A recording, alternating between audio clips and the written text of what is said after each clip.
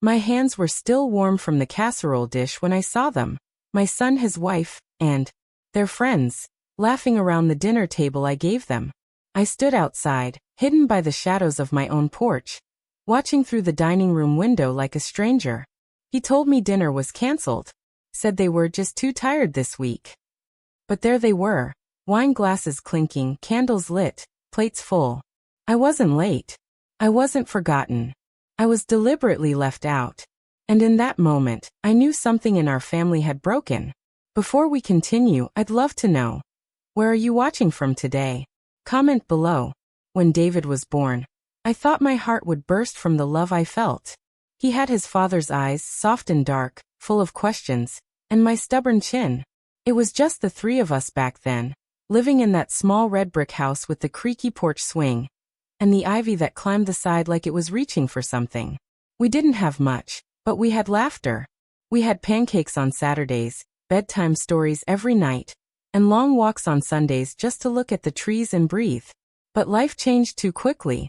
My husband, Martin, died when David was only 5. A heart attack in his sleep. No warning. No goodbye. I remember that morning too clearly. David standing in his dinosaur pajamas, asking why Daddy wouldn't wake up. And me, calling my sister with shaking hands, trying to sound like I had answers. After the funeral, people said things like, "You're strong, Marjorie," or "He's in a better place." But I didn't feel strong. I felt hollow. Still, I pulled myself together. Not because I was brave, but because I had no choice. David needed me. I went back to work at the elementary school cafeteria within 2 weeks. I wiped down tables, dished out mashed potatoes, and smiled at other people's children while mine sat alone in the library waiting for me to finish my shift. At night, I sewed clothes for extra money. When David was sick, I stayed up with him, counting breaths and whispering lullabies I barely remembered. When he needed sneakers, I skipped meals. I never let him see me cry, not once. He grew up knowing love, though. I made sure of that. On his birthdays, I hung balloons in the kitchen before dawn and baked his favorite strawberry cake. Every lost tooth was worth $1, and a note from the tooth fairy. Every bad dream meant scooting over in bed so he could feel safe beside me. We had traditions, just the two of us. Sunday dinners. Always roast chicken with carrots and potatoes. We'd sit at the kitchen table with Jazz playing low on the radio and talk about everything. School, friends, what he wanted to be. One time, he said he'd buy me a big house when he became a doctor. I laughed and said all I wanted was for him to be kind. He was kind. For years, he was the sweetest boy. He'd leave me sticky notes that said, "You're the best, Mom," or "You make the best grilled cheese." He held my hand in public longer than most boys his age would. When he went to prom, he made sure I took a picture first, even though his date was waiting. I watched him grow into a young man with pride swelling in my chest. When he got into college, we cried together. I sold some of my jewelry to help with books. Didn't tell him. He said, "Mom, I'll pay you back." I told him, "You already have." I didn't have much, but I had David. And that was enough. After college, he came home for a while. That was when I noticed small shifts, missed dinners, fewer hugs, but I brushed them off. He was adjusting, finding his path. I told myself not to hover, to let him breathe. And when he met Hannah, I smiled and told him she was beautiful, which she was. Polished, bright, and confident. The kind of woman who entered a room like she owned it. The kind of woman who called me Marjorie instead of Mom. At first, I thought we just needed time. She didn't grow up the way we did. Her family had money, traveled, didn't eat casseroles or talk about grief. She once asked me, half laughing, why I still use paper checks. I laughed back, but something about the way she looked at me made me feel small. Still, I welcomed her. I hosted the engagement dinner. I gave them my wedding china. I stood beside them in every photo with a smile that hurt my cheeks. David promised they'd come by every Sunday for dinner, just like old times. And they did. For a while. But the visits grew shorter. Hannah would excuse herself to take phone calls, scroll through her phone, or critique my cooking with a polite smile. "This is interesting," she'd say. David, always eager to keep things light, would change the subject or excuse them early. Still, I cooked. I cleaned. I waited. And then came the night he called to cancel, the first time. Hey mom. We're just overwhelmed. We're going to stay in tonight. Rain check. I remember standing at the stove, spoon in hand, chicken already roasting. My heart sank, but my voice was cheerful. Of course, sweetheart. You two take care of yourselves. I ate alone that night. It wouldn't be the last time. The good years were real. I remind myself of that often. I hold on to them like heirlooms in my heart. Because those memories, those days of innocence and laughter and love, they were not a lie. They were a foundation. And even if the house above it starts to crack, the foundation stays. At least I thought it did. I started noticing the changes not all at once, but in the quiet ways people drift apart, slowly, silently, like fog clearing without a sound. The first time I truly felt it, we were sitting in my living room after dinner. David had brought Hannah over, and I'd made a pot roast, just like his favorite from childhood. It sat untouched on his plate while he scrolled through his phone. Hannah picked at her food and asked, "Do you always use this much salt?" I blinked. Oh, I didn't realize it was too salty. I followed the old recipe. She smiled, but it didn't reach her eyes.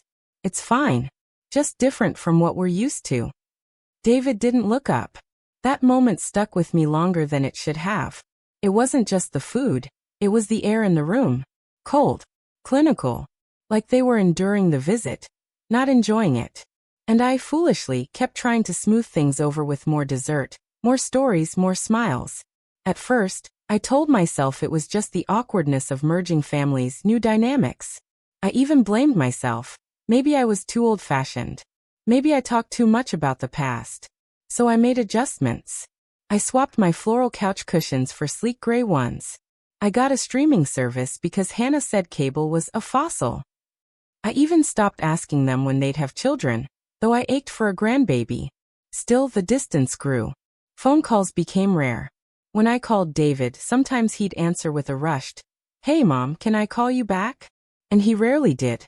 Once, I left a voicemail after not hearing from him for 3 weeks. I tried to sound cheerful. I asked if they needed anything. I never heard back. Then there were the visits. They stopped giving me exact times. Hannah would text, "We might swing by later," but they wouldn't. Or they'd show up hours late and leave early. One day, I heard David whisper to her in the hallway, "Let's just stay for an hour, okay?" I pretended not to hear it. I always pretended. They started bringing takeout when they came, Thai food, sushi, expensive things I'd never tasted. They'd set it on the table and say, "We figured we'd give you the night off." But they never ate what I cooked anymore. And I stopped bothering to cook. One night, while clearing dishes, I overheard them talking in the next room. Hannah said, "She's just so attached. It's like she expects David to be her whole world forever." He didn't defend me. He just sighed. I stood at the sink, hands in soapy water, and let the tears mix with the steam from the faucet. There were other signs too. Subtle ones. When they'd show up to family gatherings and act like guests instead of family. When they'd leave early without saying goodbye to my sister. When I gave them a framed photo of David and his father, and they left it behind in a gift bag. I kept brushing it all off. They're busy. They're just modern. Times are different now. But deep down, I was grieving a living child. The boy who once crawled into my lap with scraped knees and whispered, "Don't ever leave me, Mommy," now treated me like a social obligation. I started noticing how Hannah never called me directly. Only texts, always brief. "Can you watch the dog Saturday?" David forgot his charger. Never a "how are you?" Or "do you need anything?" I once had a fall in the backyard.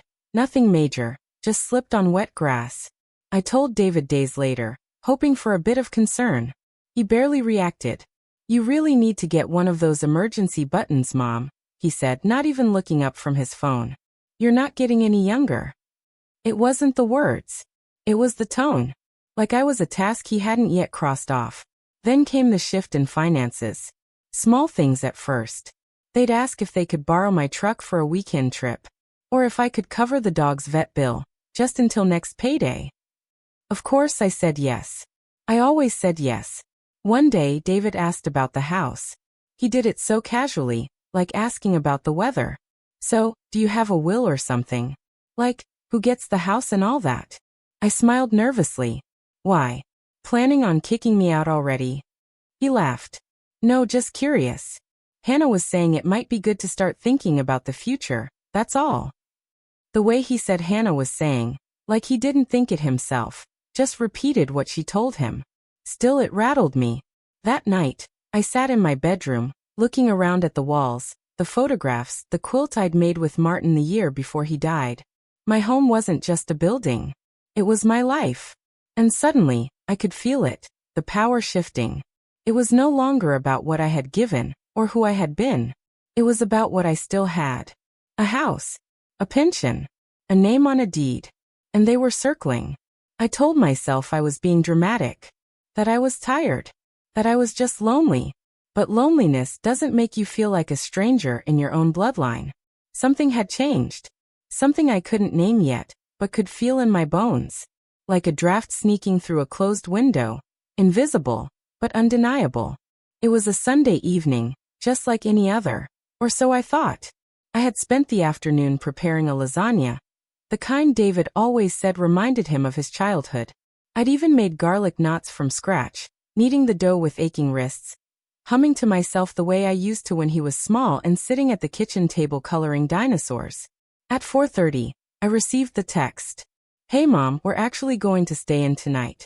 Exhausted from the weekend. Rain check. My heart sank, but my fingers still moved with forced cheer as I typed back. Of course. Rest up, sweethearts. Next Sunday. I stared at the bubbling lasagna through the oven glass, trying to convince myself it wasn't a big deal. It wasn't the first canceled dinner. It wouldn't be the last. I'd freeze the leftovers. Eat alone. Watch the news. But something about the tone of the message, short, rushed, dismissive, didn't sit right. Later that evening, I went out for a walk. The air was cool and the sky still soft with late sunlight. I passed my neighbor Janice's house and stopped when I saw her out front with her dog. You're not at David's? She asked, raising an eyebrow. I frowned. Why would I be? Janice hesitated. Oh, I just figured, since the whole family's over there tonight. My breath caught in my throat. What do you mean? They've got people over. I saw them bringing in food and wine earlier. Looked like a dinner party. I don't remember what I said next. I must have mumbled something and walked away, trying not to let my knees give out. I didn't want Janice to see my face, because it was already crumpling, not from anger, but humiliation. I made it back home, placed the lasagna in the fridge, and sat at the kitchen table in silence for nearly an hour. My tea went cold. Eventually, I got in my car. I didn't know what I was planning to do. I told myself I was being paranoid. Maybe Janice was mistaken. Maybe they had friends over and forgot to mention it. Maybe it wasn't a big deal. But I knew. When I pulled up to David and Hannah's house, the windows were lit with warm, flickering light. Through the curtains, I could see silhouettes, laughing, passing plates, raising glasses. I parked across the street. Sat there with my headlights off, heart pounding. I recognized Hannah's voice, bright and animated. I saw David walk by with a bottle of wine, grinning. Someone clapped him on the back. I couldn't hear the words, but I didn't need to. They weren't tired. They hadn't canceled. I'd been excluded. On purpose. Like I was a burden. An embarrassment. A leftover they couldn't throw out, so they simply hid. My hands clenched in my lap. I'd brought over a casserole once, early in their marriage, and Hannah had said, "Oh, that's sweet. We'll just put it in the fridge for later." She never served it. I realized now she never intended to. I didn't go to the door. I couldn't have stood there with my lasagna in hand while they blinked in fake surprise and stumbled through excuses. I had more dignity than that. So I drove home. And for the first time in years, I let myself cry. I cried for the boy I raised. The one who once drew me pictures of the two of us holding hands under a rainbow, who used to say, "You're my favorite person in the world, Mommy." Where had he gone? I cried for the woman I had become. Silent, overly accommodating, careful not to offend. I cried for Martin, who should have been here to help carry this weight. To tell me I wasn't crazy or dramatic, that I deserved better. The next morning, I didn't answer David's text. "Hey, sorry again about dinner. Things got hectic. Hope you're okay." I stared at the screen, heart aching. Not a single mention of the party. No apology for lying. No acknowledgement of what I already knew. I didn't reply. A few days later, I went to my sister's birthday brunch. David and Hannah were there. They acted like nothing had happened. Hannah complimented my sweater. David gave me a side hug. And everyone else, my nieces, nephews, even my sister, just smiled and moved on like everything was normal. That's when it hit me. The betrayal wasn't just the exclusion. It was the silence that followed. No one said anything. No one defended me. No one asked if I was okay. Because they all assumed I would take it. I always had. And that hurt more than anything. That week, I stopped baking. I canceled cable. I donated 3 full boxes of items to charity, old decorations, and used gifts from Hannah. Things that felt like lies now. I moved through my house like someone closing a chapter. Because something had shifted in me. I had spent my life giving, my time, my energy, my love, my home. Always trusting it would be returned. But what I had now wasn't love. It was convenience. Conditional affection. And I deserved more than that. I began writing in an old journal I found in my nightstand. Just little notes. Memories of Martin. Recipes I never wanted to forget. Dreams I once had but tucked away. At first, it felt silly. But as the days passed, the writing became like a conversation with the version of myself I had lost. And I realized, they weren't just trying to push me out of their lives. They were already doing it. Quietly. Strategically. With smiles. And I needed to be ready. It was a Tuesday afternoon when I overheard them. I wasn't supposed to be there. At least, not until later that evening. I had left my reading glasses at David's house during a rushed visit the day before. And I thought I'd swing by to grab them while they were both at work. I still had a key, though I rarely used it. It felt invasive. But I didn't want to bother him for something so small. I opened the door quietly and called out, "Hello." No answer. Their car wasn't in the drive, and the house was silent. As I stepped inside, something about the air felt strange, like I'd walked into a conversation mid-sentence. Then I heard it. Hannah's voice. Sharp and clear, coming from upstairs. I froze. "We've waited long enough, David. It's time," she was saying. I paused at the bottom of the stairs, not moving. I should have left. I knew that. But I didn't. "She's getting older," Hannah continued. "And let's be honest, she's alone. She shouldn't be rattling around in that big house by herself. It's not safe. What if she falls again?" I felt my chest tighten. She was talking about the slip I had weeks ago. I'd mentioned it in passing. I never imagined it would be twisted into this. David replied, his voice lower, uncertain. "I know. But she's not ready to talk about that yet." "She's never going to be ready," Hannah snapped. "We have to make a decision. The longer we wait, the more complicated it gets. You said yourself we could use the money from the sale to pay off the business loan. We could finally stop living like we're just starting out." There was a silence. I leaned against the wall, heart thudding. David sighed. "I don't want her to think we're just trying to take the house." "She's not stupid, David," Hannah said. "But she is emotional. She'll resist. That's why we need to present it the right way, not a suggestion. A plan. Signed papers. Options. A nice assisted living brochure. It'll seem like we've done the legwork. All she has to do is agree." Another pause. "If she doesn't?"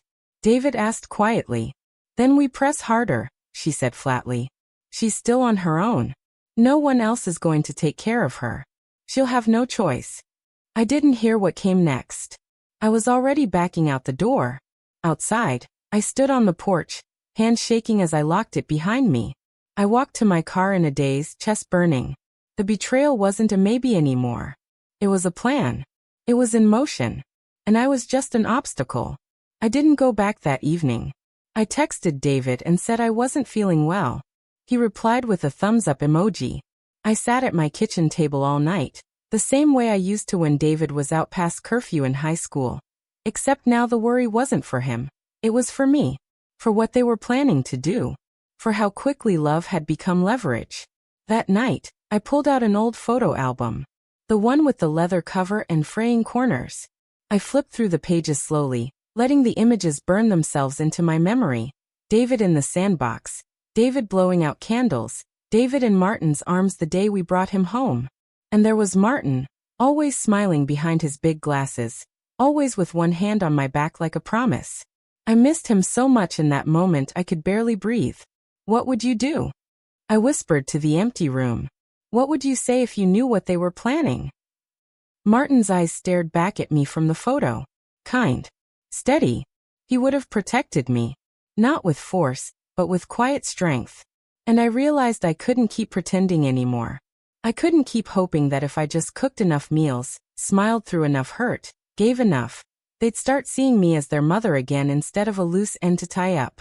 I needed to see things clearly. And that started with paying attention. So I watched. I listened. I stopped filling in their blanks with kindness. When Hannah mentioned a home tour she went on for a friend, I nodded and said nothing. When David showed me pictures of a condo near the lake, very accessible, I smiled politely and asked how much they cost. They thought I was getting soft. They thought I was bending. But I wasn't. I was remembering. Remembering the woman I used to be. The one who raised a child alone. Who fixed leaky faucets with her bare hands and kept the lights on with sheer willpower. The one who never took a single dollar she didn't earn. I started writing again. Not just memories, but notes. Questions. Clues. Things they said. Things they didn't say. I kept them all in a notebook tucked behind the bookshelf. I needed to be ready. Because this wasn't just a misunderstanding.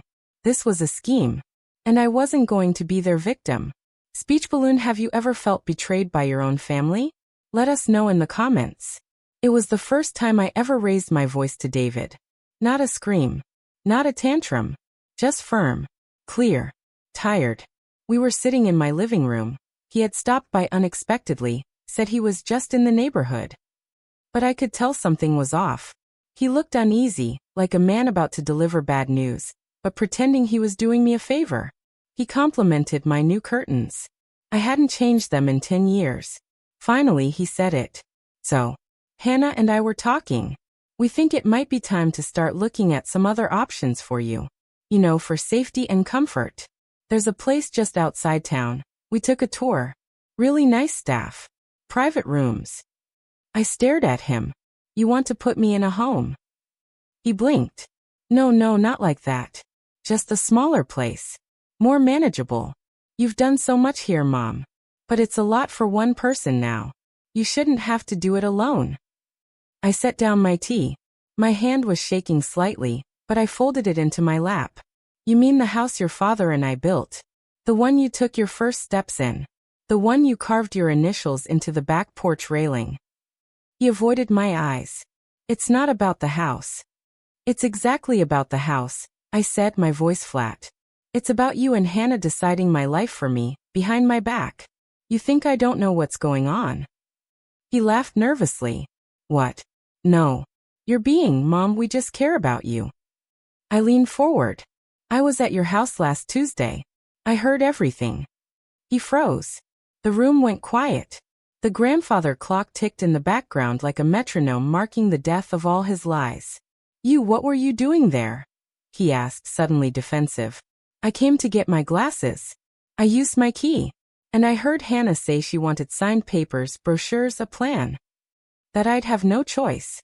His face flushed. Mom, you misunderstood.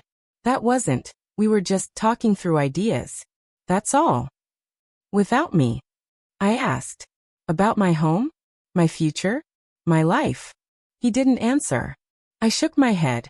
Heartbreaking all over again. You're not trying to help me, David. You're trying to move me.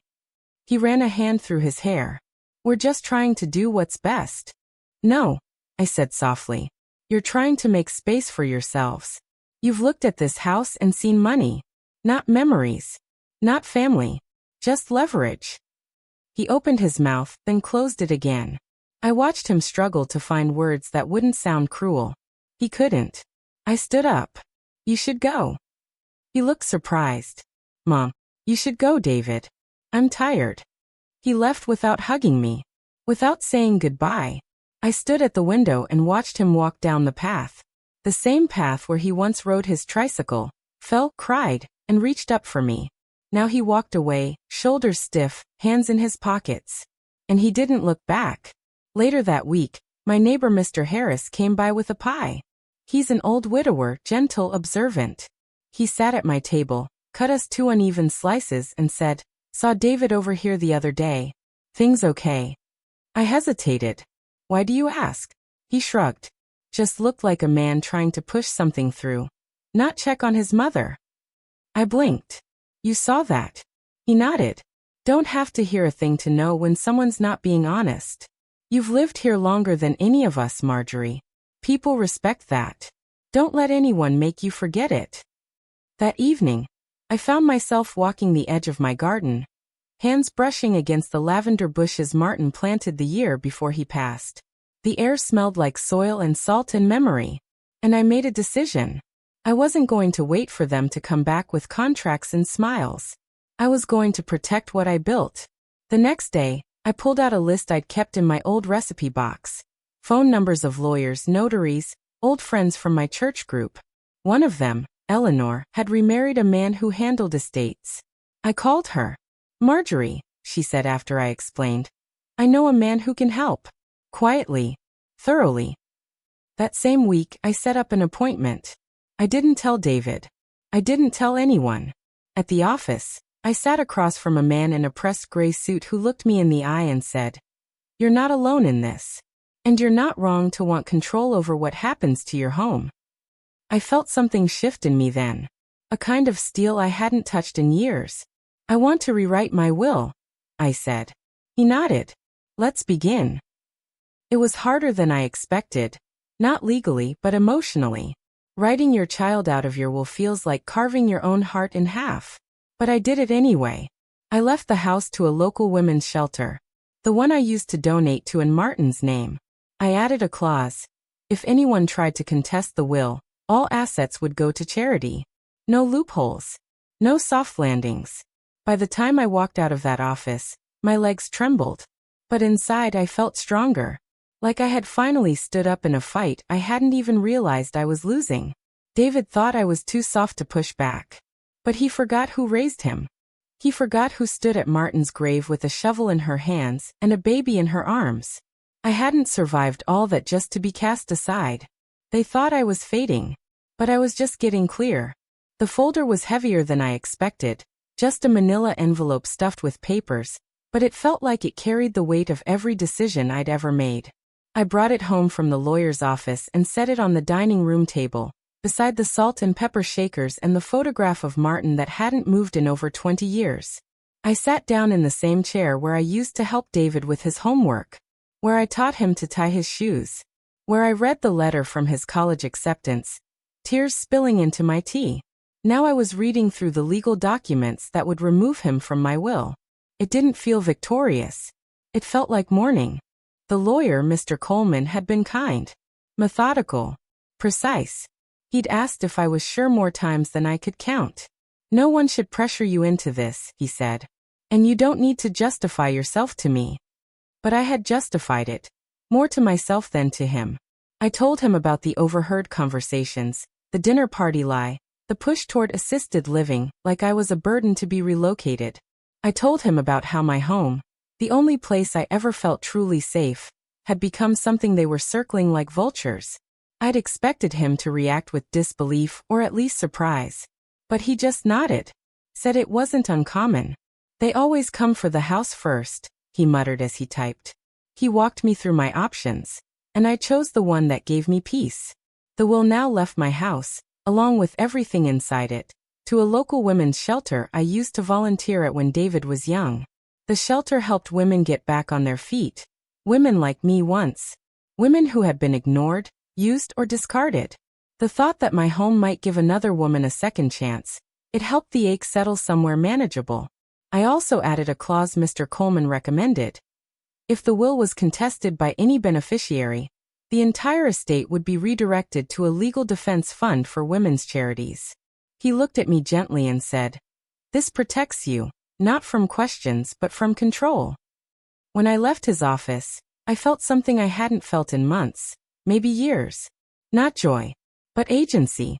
I went straight to the park afterward. Sat on a bench near the old sycamore where Martin and I used to picnic when David was a toddler. I remember how Martin used to chase him in circles, pretending to be a monster until David screamed with laughter and collapsed into the grass. Those memories used to warm me. Now they kept me standing.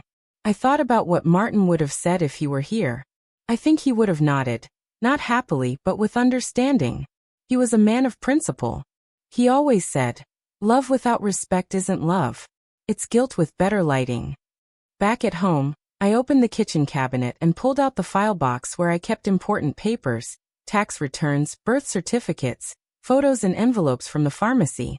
I placed the will at the very bottom, beneath everything else.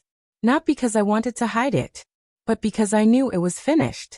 And I wasn't going to revisit it unless I had to. For the first time in a long time, I slept through the night. The next morning, I stood in the doorway of the spare bedroom, the one that used to be David's, then became a guest room, then nothing at all. I looked at the old desk, the dusty bookshelf, the faded blue curtains. And I wondered, what now? There was a blankness in the quiet. A freedom I didn't quite know how to use. At the grocery store later that week, I ran into Judith, an old friend from church I hadn't seen in months. We chatted near the bakery aisle, both pretending we weren't about to cry. She had heard about my falling out with David. "Word gets around. You're not alone," she said gently. "They all come back when they want something." I half smiled. I think they wanted something this time, too. She put her hand on mine. "You did what you had to do." That stuck with me. I didn't tell anyone else about the will. Not my sister. Not my neighbors. Definitely not David. Let them think I was still weak. Still giving. Let them underestimate me. I didn't want revenge. I wanted peace. But peace sometimes needs protection. A fence. A lock. A signature. And now I had that. A few days later, Hannah called. She said they'd be hosting a brunch soon, just a few close friends, and hoped I could make it. Her voice was syrupy sweet. I declined. "Oh," she said, caught off guard. "Well, we'll miss you." "No," I replied gently. "You won't." She didn't respond. When I hung up, I sat on the couch and stared at the wall for a while. Not angry, just aware. They weren't planning to fix things. They were waiting for me to go soft again. To forget. To forgive too fast. To show up with a pie and pretend everything was fine. But those days were over. I had written my will. I had chosen where my life would go when I was gone. And I had finally stopped giving pieces of myself to people who only looked at me as a stepping stone. The door might have been closed, but it was locked, by my own hand. And that was enough. It happened on a Thursday, the kind of gray, quiet day that slips by without warning. I was in the garden, pulling weeds from around the roses Martin planted the year we bought the house, when I saw David's car pull up. No text. No call. Just the crunch of tires on gravel. Hannah stepped out first. She was dressed too nicely for a casual visit. Hair done, clipboard in hand. David followed, wearing that tight-lipped expression I used to see when he lied as a teenager. I wiped my hands on my apron, stood up slowly, and waited on the porch. "Hi, Mom," Hannah chirped, like nothing had happened. We were just in the area and thought we'd drop by. I didn't respond. I held her gaze. She smiled wider. "We brought something for you to look over. Nothing serious, just some papers." David was silent, eyes fixed on the floorboards of the porch like they might save him. I stepped aside, wordless, and let them inside. The moment they walked past me, I could feel it, like an intruder in my own home. Hannah laid the papers on the dining table, like she owned the house already. "It's just a proposal," she said, flipping through pages. "There's a real estate agent we've spoken to discreetly, of course. They've already done a preliminary estimate. The market is really strong right now." She looked up at me like she expected a thank you. David finally spoke. "Mom, it's time. The house is too much for you. We're worried." "You're worried about my safety," I said slowly. "Or about missing your chance to sell before the market dips?" He flinched. "That's not fair." "No," I said. "What's not fair is pretending this is for me." Hannah kept pushing. "We've already arranged tours for 2 assisted living places. Lovely locations. One has a lake view and a garden club. I laughed. It surprised even me. That sound. Hollow. Have you packed my bags too? I asked. Hannah blinked. Excuse me. You've thought of everything else. The agent. The estimate. The brochures. You might as well have picked out the color of my new sheets. David stepped forward. We're trying to help, Mom. Please don't make this harder than it needs to be. I looked at him. Really looked at him. This was my son. My little boy who once cried when he lost his toy truck under the couch, who used to fall asleep on my chest during thunderstorms. And now he stood in my kitchen, hoping I'd sign away my life, so he could start a new one with fewer complications. Take your papers and leave, I said, voice low. Mom. Now. Hannah bristled. There's no need to be dramatic. We're trying to give you time to make a dignified decision. This doesn't have to be confrontational. I walked to the table, picked up the folder, and held it out to her. Take this and walk out of my house. Don't ever come back with plans made without me. She took the folder but didn't move. David's voice cracked slightly. So you're just refusing? I looked him in the eye. I'm not refusing, David. I'm reclaiming. This is my home. Mine. Not a transition phase. Not a sales opportunity. Not a problem to solve. There was a long, stiff silence. Hannah looked like she wanted to say more, but for once she didn't. She turned and walked toward the door. David hesitated, then followed her. He paused at the threshold. Don't make this permanent, he said quietly. We're still your family. I didn't answer, because what I wanted to say would have hurt us both more than necessary. After they drove off, I stood in the hallway for a long time, my hand resting on the doorframe. I felt exhausted.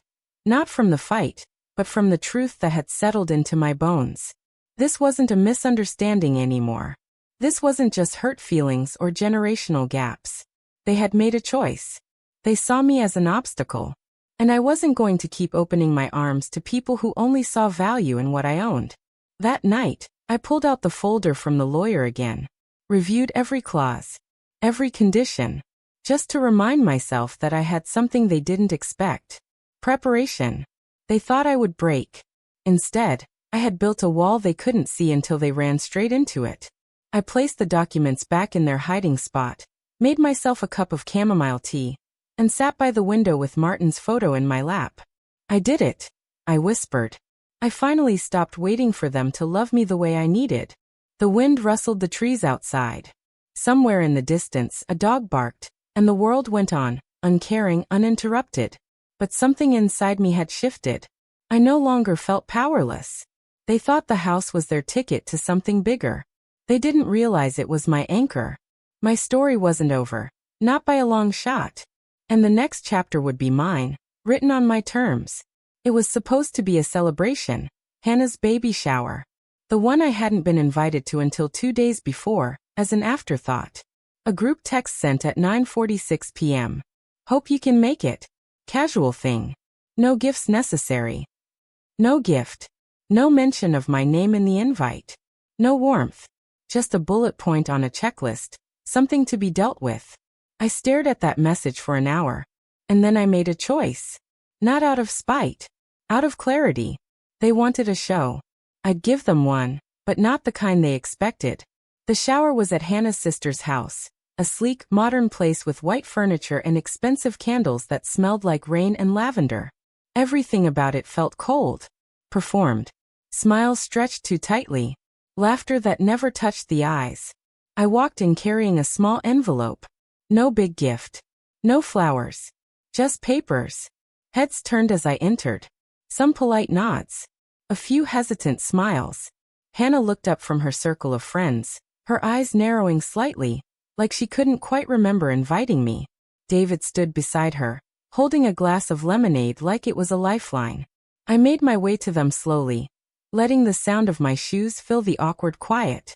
I could feel the tension ripple through the room as I approached. I was the ghost of old values, of responsibility, of things they thought they'd outgrown. I stopped in front of them and looked at David. We need to talk. He glanced around, uncomfortable. Now. Yes, I said. Now. Hannah shifted. Marjorie, this really isn't the time. It's exactly the time, I said calmly, pulling the envelope from my bag. Since you made so many plans for my life without asking, I thought I'd bring a few of my own. David's face went pale. What is that? My will, I said, loud enough for those nearby to hear. A hush fell over the room. I continued. Since it seems the two of you were so invested in what happens to my house, I thought you deserved to know you won't be getting it. Hannah scoffed. This is ridiculous. No, what's ridiculous, I said, turning to face her fully, is lying to someone you call family, canceling dinners, scheming behind closed doors, trying to move me like I'm a piece of old furniture. You thought I'd go quietly. David stepped forward, voice shaking. Mom, please. Don't do this here. You did it first, I said. You planned to sell my home, to put me somewhere I didn't choose. You said I'd have no choice. I heard it. Every word. Gasps from the guests. Someone dropped a fork. The room went silent. I held out the envelope. You're no longer beneficiaries. I've left everything to a women's shelter. One that knows how to treat people with respect and care. And if you contest it, every penny goes to charity. Hannah's mouth opened, then closed. She looked stunned, not hurt, not even angry, just shocked that I'd finally stood up. David looked like a boy again. Small. Lost. Why would you do this? He asked, almost whispering. Because you already chose, I replied. You chose comfort over connection. Control over care. You made it clear I was only valuable for what I could give. Well, I gave. I gave you everything I had.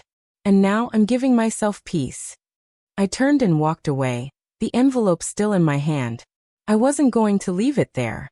Let them wonder what it said. Let them sit with the knowledge. As I passed the buffet table, a few guests averted their eyes. Others looked at me with something almost like admiration. I stepped outside into the afternoon sun, a breeze catching the edge of my coat. I felt lighter than I had in years. Behind me, the laughter didn't return. The party continued, but quieter, dimmer. They would say I ruined it, that I made a scene. But I hadn't shouted. I hadn't cried. I had spoken the truth. And sometimes, that's the loudest thing a person can do. At home, I poured myself a glass of water and sat on the porch, watching the trees sway in the wind.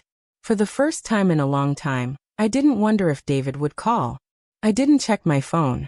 I didn't wait for an apology that would never come. I had made my peace. This was my life now. Not perfect. Not painless. But mine. Do you think the mother made the right choice? Comment and don't forget to like and subscribe for more true life stories. The house was quiet after that day, not just in sound but in spirit. There was no fallout, no shouting matches, no tearful apologies. Just silence. A vast, stretching stillness that wrapped itself around the house like a thick fog. David didn't call. Hannah didn't text. The world, it seemed, had moved on without confrontation. And maybe that was the most painful part of all. Because for all their schemes, all their plans and whispers, I had still hoped, foolishly, that deep down there would be regret. A knock on the door. A letter. Something. But nothing came. I spent the next few mornings in the garden, pulling weeds, cutting back dead branches, watching the wind carry fallen petals across the lawn. It was August, the month Martin always said the roses looked their best. And they did, bright, open, unashamed. Sometimes I'd sit on the porch with my coffee and catch neighbors walking by. Some waved politely, others paused. Mrs. Clay from 2 houses down stopped one morning with her dog and asked gently, "You doing all right, Marjorie?" I smiled. "I'm still here." She nodded like she understood more than she let on. We heard about the shower. Of course they had. Small towns don't keep secrets. They just fold them into polite conversations at the grocery store. "I didn't mean to cause a scene," I said. She gave a soft laugh. "You didn't. You spoke. More of us should." That stuck with me. You spoke. Not you yelled. Not you embarrassed anyone. Just you spoke. That was what this silence was. Not punishment, but the consequence of finally being heard. I went inside and looked around the house. Really looked. The quiet wasn't sad anymore. It was honest. No pretending. No strained smiles or tight hugs. Just me, the photos on the wall, and the creak of the old floorboards that had held my entire life. I found myself opening drawers I hadn't touched in years, sorting through Martin's old notebooks, my mother's embroidered handkerchiefs, cards David made me in elementary school, stick figures with giant hearts and crooked handwriting that said, "Best mom ever." It hurt to look at them, but I didn't throw them away. They were real. And once upon a time, so was our love. One afternoon, I took a walk through the woods behind the property. The same trail Martin and I used to walk before dinner, when David was little and still believed in fireflies and magic stones. The path had grown over in places, branches brushing against my sleeves, roots rising like stubborn truths underfoot. At a bend in the trail, I found the old bench we used to sit on, rotted now, but still standing. I sat there, alone, and cried. Not out of anger, but for the loss of a version of life that would never return. The tears came slow, then steady, then gone. I came back home, washed my face, and made myself a pot of soup. Because life doesn't stop when your heart breaks. It just moves in smaller steps. That week, I got a letter in the mail. From the shelter I'd named in the will. I hadn't contacted them since the change, but somehow, word had reached them. The letter was handwritten, a rarity these days. From the director. "We're honored by your gift, Marjorie. You've given more than money. You've given a future to women who never had one. If you'd ever like to visit, our doors are open." I read that sentence over and over again. A future. I'd given a future. David had once been mine. My future. My purpose. But now, I could be someone else's, even if they never knew my name. A few days later, I received another visitor. It was Emma, my neighbor's teenage daughter. She'd always been quiet, polite. The kind of girl who waved from across the street, but never lingered. She came to return a casserole dish I'd forgotten I'd loaned them. But she didn't leave right away. "Do you want some help in the garden?" she asked, looking at the overgrown side yard. "I've got the afternoon." I blinked. "You sure?" She nodded. "I like working with my hands. Helps me think." So we gardened together. Pulled weeds, planted seeds I'd been meaning to. She asked about Martin. About David. I didn't say much, just enough.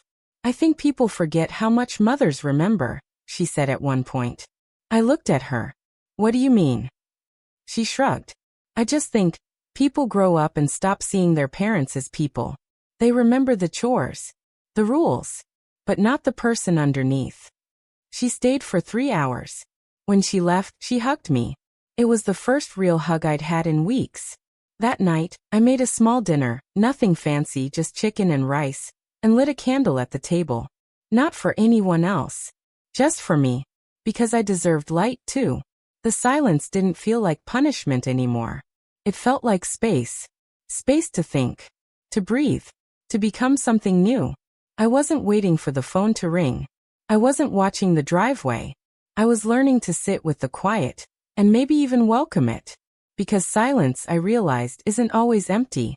Sometimes it's healing. The idea came to me on a Tuesday morning, while folding laundry. It wasn't dramatic. Just a quiet whisper that took root in my chest. I'd been staring out the window, watching the neighbor's dog chase its tail, when I remembered something the shelter director wrote in her letter. "If you'd ever like to visit, our doors are open." Visit. The word stayed with me all day. I moved through the house doing little things, wiping down windowsills, dusting shelves, fixing the uneven knob on the hallway closet. But that word followed me like a gentle nudge. So I called. The woman on the line sounded warm, even through the static. Her name was Cassandra. She remembered my name right away. "You're the woman with the beautiful house," she said. I laughed. "That's debatable. But yes, that's me." She invited me to stop by that Friday, just to tour, meet the staff. No pressure. No fanfare. When I hung up, I looked around at my home. The soft walls, the old oak floors, the kitchen with its chipped counters and fading linoleum. It had been a fortress. A place of grief, of joy, of memory. But maybe now, it could be something more. On Friday, I dressed in my nicest cardigan and went to visit the shelter. It was simple, nothing fancy. A white building with a peeling porch and flower beds that were trying their best. Inside, I was met with the smell of coffee and soft voices. Laughter echoed down the hall. Cassandra walked me through every room. Some were filled with bunk beds, others with mismatched sofas and worn bookshelves. In one room, 2 women were braiding each other's hair and humming to the radio. "They're rebuilding," Cassandra whispered.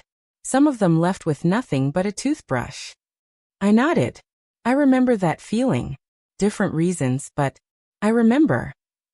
As we stood in the sunlit hallway, I turned to her and said, "What if the house didn't wait until I died?" She looked at me puzzled. "What if I opened it now?" I said, "Not just in my will, but now. A room or 2. Maybe more, once I get it ready. For women who need peace and space." Her eyes widened. "You mean, turn your home into a transitional place?" "Something like that," I nodded. "It's too quiet here. Too big for one person. But it was always meant to be lived in." She squeezed my hand. "Marjorie, that would change lives." That weekend, I started making calls. Not to David. Not to Hannah. To painters. To a carpenter I knew from church. To Eleanor, my old friend who donated quilts and could never say no to a project. I started small. Cleaned out the guest room first, David's old room. The trophies were still on the shelves, the posters curling at the edges. I boxed them up carefully, labeled them, and placed them in the attic. Not out of bitterness. Just out of readiness. I painted the walls a soft, warm yellow. Bought a new bedspread. Installed new locks on the doors. Each guest would have privacy, security, respect. The second room took longer. It had become a storage space over the years. Old decorations, broken chairs, Martin's things I hadn't touched. That part was harder. I opened a box of his records. Ran my hand over the faded sleeves. "I hope this is okay," I whispered. "I think you'd like it." People filling the halls again. The first woman arrived in September. Her name was Lena. She was quiet, in her early 40s, with dark circles under her eyes and a little boy who clung to her like a second skin. Cassandra brought them with nothing but 2 backpacks and a garbage bag full of clothes. I had their room ready, with fresh towels, a teddy bear I'd been saving for years, and a note that said, "You're safe here." Lena cried when she saw it. So did I. They stayed for 2 months. During that time the boy, Aaron, learned to ride a bike on my driveway. I watched him from the porch, hands trembling at first, until he let go and shouted, "Miss Marjorie, did you see?" I laughed louder than I had in years. Soon another woman came. Then another. Not many. I didn't have space for a shelter, only a sanctuary. A few rooms. A warm meal. A porch swing. But it was enough. I began to fill the house again, not with things but with life. The kitchen saw late-night cocoa and whispered stories. The garden saw new hands planting seeds I hadn't thought to try. One woman painted the hallway a soft green. Another taught me how to make chickpea stew. I never asked about their pasts. I only asked what they needed next. People began to notice. The pastor mentioned it in church one Sunday. The newspaper called, wanting an interview. I declined. I wasn't doing it for the attention. I was doing it because for the first time in a long time, I felt like I mattered. Like I wasn't just a footnote in someone else's ambition. David didn't know. I hadn't told him. I didn't feel the need. This wasn't about him anymore. This was about me, about reclaiming the pieces of my life that still had power. About rewriting the ending, not with silence but with intention. My house was no longer a prize. No longer a weapon. It was a place of beginning. A new plan born not out of pain, but from everything pain had taught me. And as I watched Lena's boy fall asleep on the couch one night, arms wrapped around the teddy bear, I knew. This was the life I was meant to live. Not one waiting for love, but one giving it freely and without apology. By October, the house felt alive again. It wasn't loud or chaotic. It was warm. Soft music playing from the kitchen radio. Laughter drifting from the living room. The smell of cinnamon and soup and furniture polish all blending into something that felt like home. Not the kind of home I once kept for David, where everything was in its place and I was always giving, always anticipating someone else's needs. No, this was different. This home was shared, built together. It breathed with new rhythms, with people who didn't take up space. They brought life into it. I remember the first time I realized it had changed for good. I walked into the kitchen one morning and saw Lena teaching Mira, the second woman to move in, how to make biscuits. They were laughing over the dough, flour streaked across their sleeves, the oven humming in the background. When they saw me, they didn't stop or make room awkwardly like guests. They just said, "Come help," and handed me a rolling pin. That was family. Not the bloodline kind, but the chosen kind. The kind that looks you in the eye and sees you, not what you offer or what you've kept too long. They helped around the house without being asked, took turns with dishes, trimmed the hedges, repaired the creaky stair. Little things that said, "We care because you matter." We even started doing Sunday dinners again. Not the quiet, strained ones I used to have with David and Hannah. These were full of mismatched chairs, second-hand plates, and loud voices talking over each other. Sometimes we prayed. Sometimes we didn't. But we always ate together. One night, Mira brought out a chocolate cake she'd made from a recipe her grandmother used. As we cut slices, she said softly, "I haven't had a kitchen that felt like mine in a long time." Neither had I. I began to see what I hadn't allowed myself to believe before. That family doesn't end when the old one breaks. Sometimes it starts there. Some of the women came and went, moving on to apartments, jobs, reunions with children. But they always stayed in touch. They sent postcards, called on birthdays. One of them, Rachel, mailed me a sketch of my front porch in charcoal. She'd drawn it from memory, and at the bottom she'd written, "Marjorie's house," where I remembered who I was. I framed it and hung it in the hallway. A few people in town still didn't understand. One neighbor even said, "It's generous what you're doing, but aren't you worried? Letting strangers live with you?" I just smiled. The people who hurt me most weren't strangers. One afternoon, I was sitting on the porch shelling peas when I saw a familiar car slow down in front of the house. David. He didn't stop. He looked, that was all. A long, unsure glance out the driver's window. Then the car moved on, disappearing down the hill. I didn't wave. I didn't cry. I simply went back to shelling peas. He had made his choices. And so had I.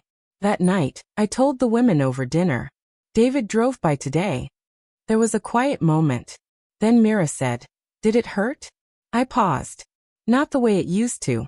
It felt like watching someone I used to know. They didn't offer pity. They didn't say I was strong or brave. They just listened. And that too was family. A week later, something unexpected happened. My doorbell rang, something that hadn't happened in months. When I opened it, I found a girl standing there with a backpack and wide, anxious eyes. "Hi," she said. "I'm Emma. I think you knew my dad, David?" I blinked. It was my granddaughter. She was older than I remembered. Taller. Her face thinner. But the eyes, those were mine. And Martin's. She looked uncertain, like she wasn't sure if she should have come. "I don't know why I'm here," she said quickly. I saw online what you're doing. With the house. And I wanted to see it. To see you." I stepped aside. "You hungry?" She nodded. We sat at the table and I made her a sandwich, just like I used to when she was little, before things got complicated. She looked around at the house. Saw the photos, the books, the signs of life. "This doesn't look like a shelter," she said. "It's not," I told her. "It's a home." She stayed for 3 hours. She asked about Martin. About my childhood. About her father, when he was young. "I never heard any of this," she said quietly. "No one ever asked," I replied. Before she left, she hugged me. Tight, arms wrapped around my back like she meant it. And I felt something unlock. Not forgiveness. Not yet. But connection. Maybe even hope. She said she'd come again soon. When she walked out the door, Mira came into the room and said, "You okay?" I nodded. Better than okay. Because I knew then what I hadn't been able to see for a long time. I didn't lose a family. I found one. Not one I raised. One I welcomed. One that saw me not as a burden, or a relic, or a transaction, but as a woman worth knowing. And this family, this home, was only just beginning. It was just after the first frost when David finally came. The garden was asleep by then, its color faded to brittle stems and bare branches. I was inside, steeping tea and watching a bird pick at the feeder when I heard the soft knock. Not the doorbell, not the firm rap of a neighbor. Just hesitant knuckles against wood. When I opened the door, he stood there with his hands in his pockets, shoulders hunched against the cold. He looked older. Tired. Not unwell, just worn. "Hi, Mom," he said. My heart didn't leap. My throat didn't tighten. I just felt still. "David." He looked past me, as if unsure whether he'd be invited in. I stepped aside, but I didn't smile. We sat in the kitchen, the same room where he once blew out birthday candles and built Lego castles on the floor. Now it felt like neutral ground. Quiet. Watchful. "I heard Emma visited," he said, glancing at the tea I'd poured for myself. "She did." He nodded. "She said, the house is different now." "It is." A pause. Then, "You've done something here. Something real." I waited. Let the silence stretch, unbothered. "I didn't come to ask for anything," he said finally, his voice low. I thought maybe it was time we talked." I studied his face, the lines I hadn't noticed before, the way his mouth tugged downward like a man carrying a quiet guilt. "I used to come here every Sunday," he said, "and I took it for granted. I let life, work, Hannah, everything, push me into thinking it was okay to drift away, that you'd always be waiting. I folded my hands in my lap. And when you stopped seeing value in what I gave, you stopped showing up." He winced. "I didn't know how far we'd gone. Not until you brought those papers to the baby shower." I nodded slowly. "That wasn't the day it broke. That was just the day I stopped pretending it wasn't already broken." He looked away. "I didn't come to ask you to change your will," he said. "Or to argue. I just wanted you to know I understand now.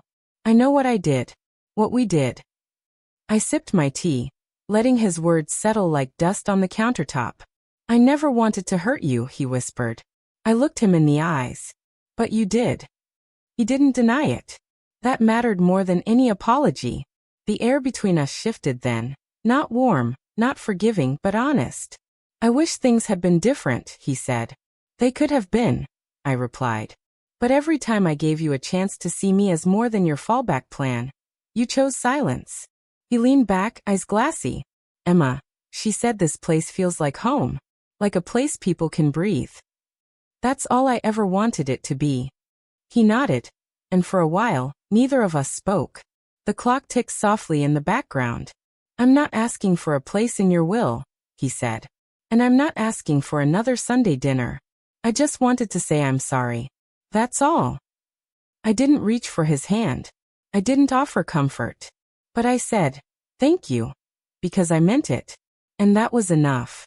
He stood, slowly, like a man unsure of his own exit. At the door, he turned to look at me. "Is it too late?"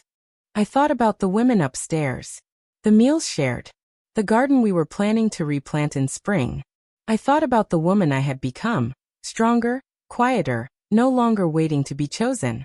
"It's too late for what we had," I said. "But not for something honest if you're willing to do the work." He nodded, eyes heavy. "I can do that." "Then start there."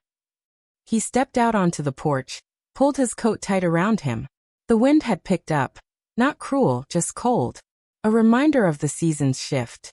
Before he walked away, he looked at the house one last time. Not like a thing to own, but like a story he hadn't taken the time to read. Then he left. And I didn't feel abandoned. I felt grounded. When I went back inside, Emma was in the hallway. "I didn't want to interrupt," she said. I was upstairs helping Mira with her resume. "You heard." She nodded. "I think he means it," she said gently. "So do I replied. "But that doesn't mean we go back." She came closer. "I know. But maybe it means something can begin." I looked at her, this girl who had my eyes, and maybe now, a little of my strength. "Maybe it can," I said. We didn't speak more about it. Instead, we sat at the table and folded laundry. Ordinary things. Steady things. And as we worked, I felt something lift. Not forgiveness, but freedom. Should she have let her son back in? Let us know what you think in the comments. The plaque arrived on a Tuesday afternoon. Small, bronze, unassuming. Cassandra had ordered it without telling me. She said it was a surprise. When I opened the package, my hands shook a little. Not from age, but from something deeper. Reverence, maybe. Gratitude. A strange new pride. The words were simple. Marjorie's house. For those starting over, and those who never stopped giving. I cried when I read it. Quietly, as I sat on the front porch in the same rocking chair Martin built with his own hands 50 years ago. He would have liked the name. He always believed the home belonged more to me than to bricks or beams. You're the heart of it, he'd say. It only breathes because of you. Now the whole town would know it. We held a small ceremony the next Sunday. Nothing grand, just the women who lived here now, a few from before, Cassandra and Emma. The local pastor said a few words. Neighbors came with covered dishes and shy smiles. Even Mr. Harris from across the street brought a folding chair and a jug of sweet tea. The plaque was mounted just beside the front door, polished and gleaming in the sun. Beneath it, we planted a rose bush. A new one with soft yellow petals, the same shade Martin always said reminded him of morning light. People stood in the garden, the porch, even the sidewalk, and listened as Cassandra shared how the house had become a haven. How it had helped 6 women and 3 children find their footing again in the past year. And then she asked me to speak. I hadn't planned to. But I walked to the front, notes trembling in my pocket, and looked out at this strange, beautiful crowd. Women from broken homes, children in second-hand jackets, neighbors who once only waved from a distance. I cleared my throat. I didn't set out to build something new, I said. I thought my story had ended. I thought I'd been left behind. A breeze lifted the edges of my sweater. I felt Martin in it. But sometimes endings are just chapters. And sometimes, family finds you when you've stopped searching. I looked at Emma, standing tall at the edge of the crowd. She gave me the smallest nod. This house has held joy and grief, laughter and silence. It has seen meals shared, doors slammed, and hands held in forgiveness. And now it holds second chances, not just for others but for me. There was a pause, not for applause, just to breathe. To everyone who stepped through this door and chose kindness, welcome. This is your home too. That evening, after everyone had gone, I stood in the hallway and looked around. There were coats on hooks, shoes by the door, a few scuff marks on the walls from children running too fast. It wasn't perfect, but it was lived in, loved, alive. Later, I sat at the kitchen table with Emma. We drank chamomile tea and ate leftover cake. She had begun visiting every Sunday now. Not out of obligation, but because she wanted to. Do you think he'll come back? She asked, not saying her father's name, but we both knew. I sighed. Maybe. Would you let him in? I stirred my tea. I'd let him visit. But not move back in, not into my heart like before. That door closed. She nodded. That makes sense. And she didn't push. Instead, she pulled a book from her bag. I thought we could go through these together. Family recipes. My eyes welled up. I reached across the table, touched her hand. Thank you, sweetheart. We spent the next hour copying recipes into a new binder. Lena's spiced lentils, Myra's biscuits, my peach cobbler, Martin's chili.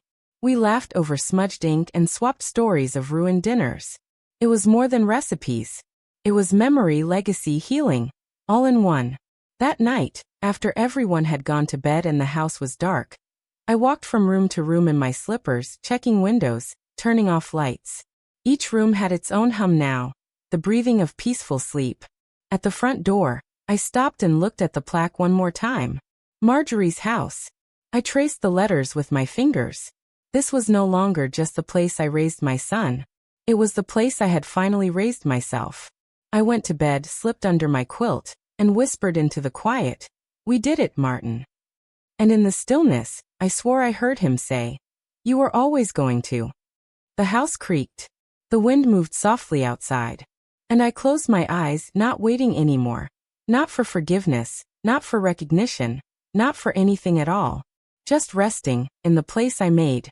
Not for others to inherit, but for others to heal. And finally, it felt like home.